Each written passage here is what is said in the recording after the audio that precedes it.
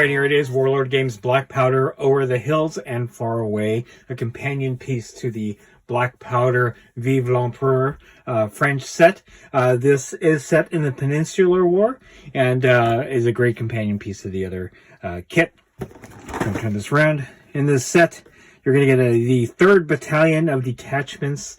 This will have 26 Warlord resin figures, Peninsular British veterans, a leaflet with the background rules and flags, as well as the plastic bases. Without further ado, let's go ahead and take a look at what's inside. All right, so in the kit, you're going to get your informational leaflet. This will have your flags as well as each individual figure in this particular battalion. We'll take a closer look at this in a little bit. You get your 2 blisters of miniatures, all in the Warlord resin. This one was packed by Alice, so thank you, Alice.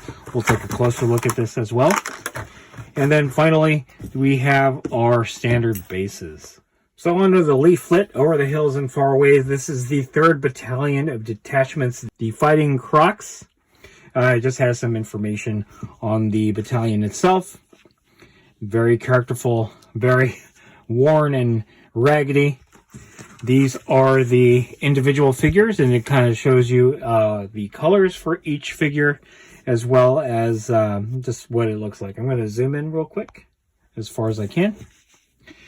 So I'm not going to go through each and every figure. This is very similar to the Vive L'Emepereur kit, where you have individual figures with its own character. You even have Duchess the dog. In the other kit, you had Fifi. This is Lieutenant Colonel Sir Cecil Melchett. All right. More of the individual characters or figures. And then on the back, the final figures in the kit, as well as the colors. So there are special rules for this particular battalion. It's called Odious to the Nation. 3rd Battalion of Detachments has the statistics and special rules of a British Battalion of Detachments, page 99 of Albion Triumphant Volume 1.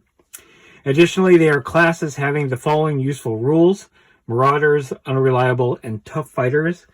Additionally, other units in the division, and includes the 3rd, count as having Tough Fighters too, as there is no way they will let the Fighting Crocs outshine them. A commander that blunders whilst giving an order must assign a casualty marker to one unit in the division other than the 3rd, and then roll the blunder table. It is assumed that members of the 3rd have stole away to rectify some imagined slight. So, again, very characterful battalion, which makes the rest of the brigades suffer in the event that they roll blunders. But again, that just adds to the character of this particular battalion.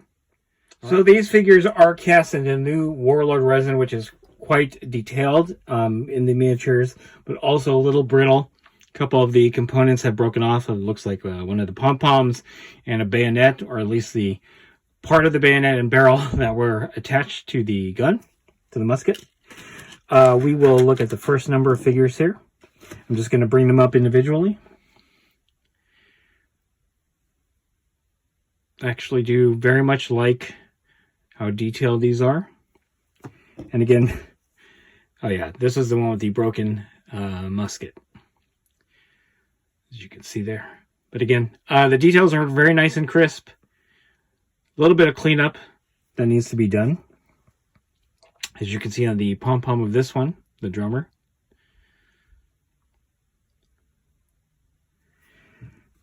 We get a few more up here.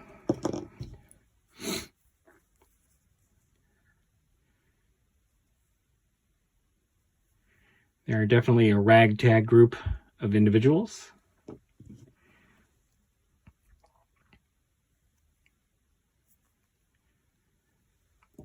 So some of the bayonets are a little bent, just a bit of hot water. Position it and then cold water to stiffen it up. Here's the commander.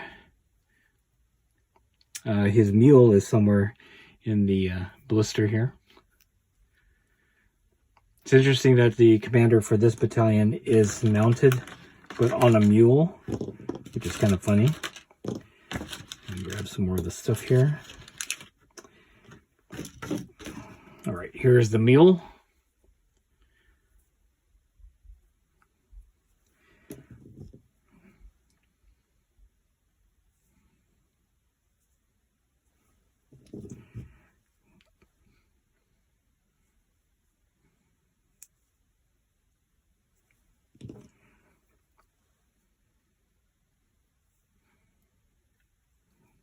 As you can see, their uniforms are not quite quite polished or in good condition.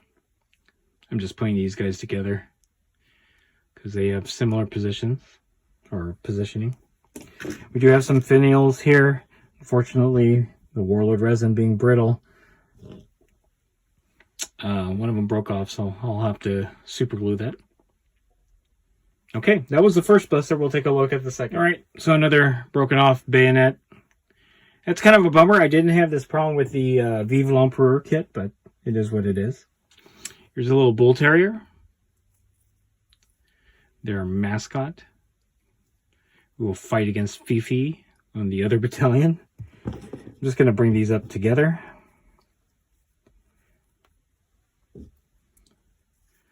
Again, very well detailed. And this is the one with the, oh no.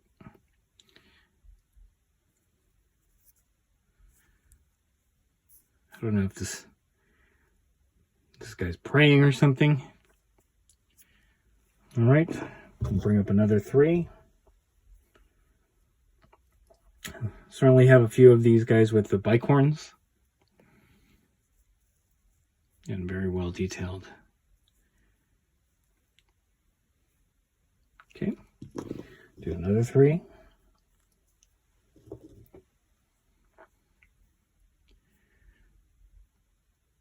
This is certainly a departure from the standard Warlord line battalions, which obviously are going to look quite the same.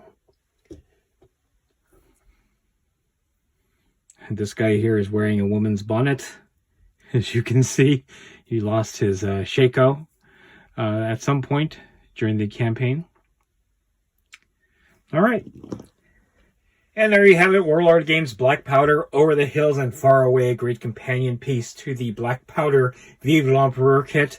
Both are set in the Peninsular War. These are British Peninsular veterans, and will be a great way to get some characterful design, to get some more character into your line battalions for that particular campaign. In fact, you could even use these. You can base these singly and use them as each and every individual figure has its own little bit of character. So, all right, that is it. If you like this video, go ahead and click like. If you haven't subscribed to the channel, I appreciate it if you would. Click the bell notification icon to get notified of all new unboxings coming out of the channel. And then click the link in the description below to join our Discord server. That's the best way I can personally interact with you and chit-chat you about Black Powder and any other game that I cover on the channel. That's it. Thanks for watching. Stay tuned for more Black Powder unboxings from More Gaming Noob Historical.